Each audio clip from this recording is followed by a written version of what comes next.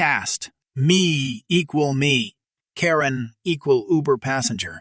Dis equal dispatch. Of 1 equal officer 1. Of 2 equal officer 2. Backstory. I started Uber back in late July of 2019. I have about 5,000 rides so far. This happened in San Diego, CA. I have had a few very interesting rides, but this ride is the best one of them yet. Keep in mind, my car is recorded inside and out with audio 24/7 and connects to the cloud. The build-up. This happened on a Friday evening at about 5 p.m. I was picking up someone in the Encinitas part of San Diego. It was a 20-mile trip going to pay about $22 at the time.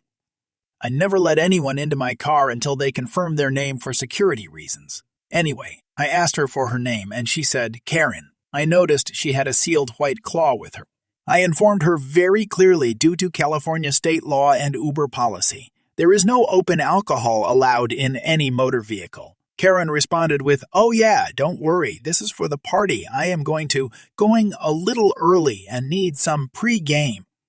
I tell her okay, just want to make sure. So from then on, I started to drive to her destination. As soon as I got on the freeway, I heard a very distant fake cough. I look in my rearview mirror and make it look like I am looking behind me when I am looking at her. I see her taking a sip of the drink. I don't say anything. I just drive to the next exit. I know my city, so I know what exit to take and where to stop. The chaos. I pull off the freeway into a hotel parking lot, and she looks confused because this is a way to the address, but not the way she wanted to do, so she was suspicious. That is when I pull into a hotel parking lot right off the freeway. It is about 5:15 at this point. This is what follows. Me. Okay, ma'am. Unfortunately, this is where your ride will end. Karen. This is not the drop-off I requested. Nee. Well, as I stated at the start of the trip, you cannot have any open alcohol in the car, which you agreed to. Karen. Well, I don't care. This is not where I want to be dropped off. Me. Ma'am, I legally cannot drive with open alcohol. Karen. Well, I paid for this ride, so I expect to get what I paid for. Nee. Yes, you are right. You paid for a certain distance, but you will be charged for the time and distance we have traveled, but the rest will be refunded. Karen, you can't do that. This is Uber's car. Nee, yes, ma'am, I can. And no, this is not Uber's car. This is my car. My name is on the registration, therefore you are now trespassing. Karen, no, I am not. At this point, I was done being nice to her. Me, ma'am, you have 2 choices right now. You can either A, get out of my car, call another Uber, and we can go about our nights. Or B, you can refuse to get out and I can call the police and have them escort you out. Karen, go ahead and call the police. I will tell them you assaulted me and that you harassed me. Me. This is when I put a grin on my face. Ma'am, I will be calling the police and once they arrive, I point to the camera. I will show them that I told you not to open it. You are doing it anyway. You refusing to get out of my car. I will also pursue to sue you for public intoxication, harassment, restraining order, and lost wages. What I mean by lost wages is any time I must answer a phone call, text message, email, sign a paper, anything related to the case will count. Karen, you can't do that. Nay, I look her dead in the eye and go watch me. Revenge, Part 1. I open the windows, turn the car off, step out of the car, and call the police non-emergency number. Dis. Hello, you have reached the police. How can I help you? I explained this situation and described the person, car, location. Dis. Okay, well, we are very busy and we will send an officer as soon as we can. Me. Can you send me 2 officers? Does not need to be 2 cars, but 2 officers. Dis. Are you sure you want to? There may be a longer wait time. Me. I have worked in customer service, and I rather have 2 officers because of things I have seen in the past. Des. Okay, we will send the officers as soon as they are free. If she becomes violent, call 911. Me. Okay, click. Keep in mind, the Uber trip has still been running, so Uber knows exactly how long she has been in the car. I call a friend who lives close by and tell her to wait around the corner just in case. I then go back to the car and tell her the following. Me. Okay, so the police have been called. You have 4 options at this point. You can A. Get out and we go about our day, and I will call the police and tell them to disregard. B. The Uber trip is running, so you can stay in the car until the police arrive. This is so Uber knows how long you are in the car. C. If you cancel while in the car, you are no longer on Uber's terms. You will be undermined. We will go straight to the police station.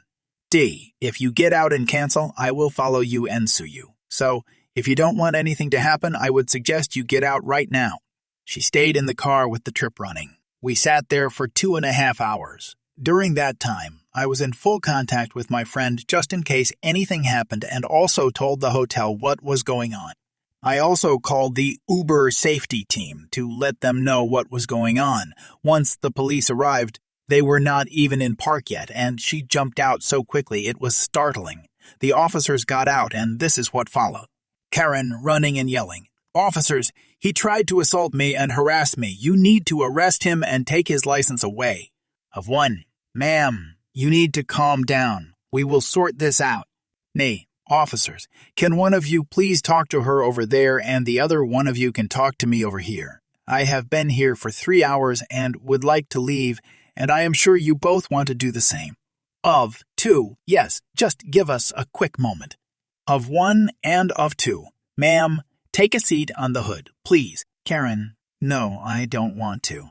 Of 1 and of 2, "Sit down." She quickly sits quietly and talks to of 1. Of 2 comes over to talk to me. I explain the situation to him and tell him everything. I then tell him I have video evidence of the whole thing and I have a friend around the corner just in case anything was to happen. He looks at the footage. He goes and talks with of 1 and within 60 seconds of that, she is in cuffs and put into the back of the police car. They then ask me if I want to press charges. I tell them yes. Revenge, Part 2. The court day comes, and she shows up. She gives me the death stare. We saw the judge, and she tried to countersue me for harassment and recording her. I came prepared in case she wanted to sue for the camera. I have signs in my car that state you are being recorded on the outside and inside. They say this vehicle is equipped with audio and video security devices.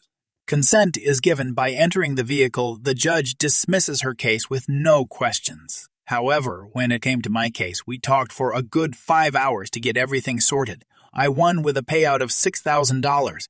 The aftermath. She was also banned from Uber and somehow Lyft heard of this, so she was banned there as well. On top of that, I heard from a friend of a friend that she lost her job as well. I was also granted a restraining order. I continued to drive for Uber and Lyft. I now do Uber Black, which has way better clients than regular Uber. But before that happened, I got a request from a familiar area address. She used her friend's account to ride with Uber and ordered the car from the house next to her. When I saw her, I told her, "You can't be using Uber." She asks, "Why?" And I tell her, "Well, the $6,000 in my bank may ring a bell." She looked wide-eyed and slowly walked away. I then tell her that she also violated your restraining order. She gave me the bird, and I have yet to see her again. Well, my father is out of jail now, and I'm told he looks like crap. My mother paid his bail, and he came out looking nearly as beat up as what he did to the guy he attacked. Apparently, he picked a fight while in jail over the weekend and got swarmed by other people there. My uncle went with my mother when my father was let out and described to me what he looked like. He said he's got 2 black eyes, dark bruises everywhere, a fat lip, and he's missing a tooth. My uncle said he didn't try to blame anything on me. In fact, he barely talked, just got in the minivan with my mother and went home. And I did manage to get in contact with the guy my father beat up. A friend of a friend knows him. I'll call him Dan for the sake of telling this. My father beat Dan up pretty bad. He's got a concussion from his head hitting the wall after taking several punches. His nose was indeed broken. He's in a neck brace, and he spent 2 days in the hospital. When I asked him what his plans were, he confirmed he is indeed going to be suing my father and has already spoken to a lawyer. I told him to do what he has to do. My friends and I put together a gift basket for Dan, and we each put some money into it since he's not gonna be able to go to work for a while. My uncle even contributed even though he didn't have to. Dan was very thankful when we presented it to him.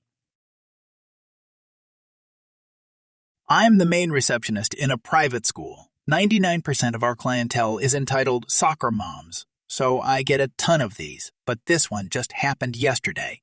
We have several students who are quarantining after Christmas break due to either COVID infection or exposure, so parents have needed to come pick up their kids' books so they don't fall behind at home. Every family was told via email to wait till after 4 yesterday to come pick up their books, so the teachers had time to bring everything to the office after school. We are a closed campus, so for both security and COVID reasons, we don't allow parents to roam the campus during the school day. Enter EP. She comes in around 11 a.m. and asks if she can go upstairs to the cubby room, basically the fourth grader equivalent of lockers, to fetch her kids' books. Me. I'm so sorry, ma'am, but as you know, this is a closed campus. Not only that, but some of your child's books are actually in the classrooms and not in the cubby room. The teachers will have everything ready for you to pick up by 4 today. EP. Well, is this a new policy? Because every time I've been told to pick up my kids' stuff at a certain time, that has not been the case, and it hasn't been ready on time. Not true. At this point, my boss, the office manager, OM, steps in and takes over after listening to the conversation thus far, to my great relief because this lady was irritating me. OM, yes, I can assure you everything will be ready for you on time. EP, well, can I still go get some of the stuff from the cubby room? My daughter has gymnastics from 3:30, 6:30, so if I don't get it now, she won't get any homework done till after that. First of all, lady, we already told you no. Second of all, it's not our problem. Your kid has gymnastics and we aren't obligated to bend to your schedule. And third, her daughter is in the gymnastics program on our campus. Why are you bringing her to the gym if she's supposed to be quarantining? Either way, it was so satisfying to see my boss tell this lady that she would have to wait till 4 like everyone else.